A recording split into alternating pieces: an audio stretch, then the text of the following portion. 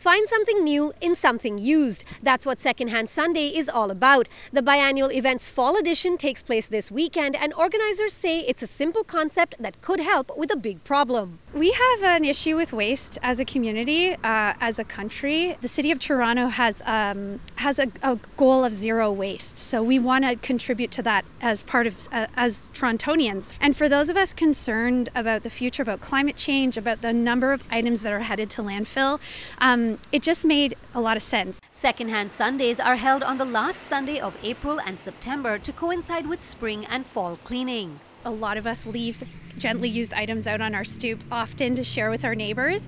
But the idea with Secondhand Sunday was to do it all in the same day, to create a community vibe and to just as a community talk about the sharing economy and buying less. Participating in Secondhand Sunday could not be simpler. All you have to do is put items you no longer use out on your stoop. Be sure to avoid blocking the sidewalks, then spread the word. The way that we encourage people to let folks know what they're putting out is across our socials, tagging us and their close location. They don't have to put their actual address, but just give us the closest intersection and we'll reshare. It's been going really well, and it's been growing a lot with the support of our friends at Stooping Toronto. They've been, resharing. Stooping Toronto is an Instagram page that shares Secondhand Sunday's mission and posts photos of free items on front stoops across the city on a daily basis. The curators, who prefer to remain anonymous, say it began as a two-person team but has now grown into a crowdsourced project with a following of more than 34,000. The community has been really helpful because we've been able to get submissions from all over the city. Originally, it was just things that we saw, but now it's mostly things that other people have seen. So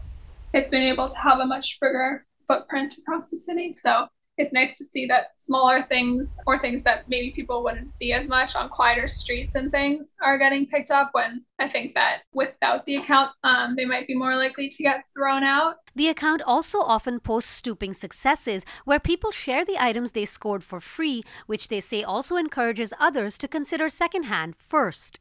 The stooping successes are really exciting because we can see the before and after of something that was maybe thrown out and then see it in its new home. As they gear up to support Secondhand Sunday, they have some tips for those participating from both sides. I think what really helps is to put a note about that items are really free, and that really encourages other people to take those free items. And some people also suggested, measuring your space and then carry around like a small tape measure or something if you want to see whether something would work in your space. And if you have nothing to share or nothing you need for yourself, there's also another way to take part this Sunday. When we have the capacity, we have our volunteers connect with local community members to see what kind of items they needed. So, cutlery or men's clothing or dishes. Folks would go out in the community, pick those up and drop them off at these local community organizations.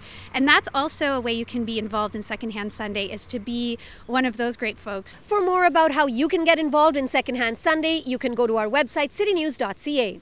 For City News, I'm Dilshad Burman.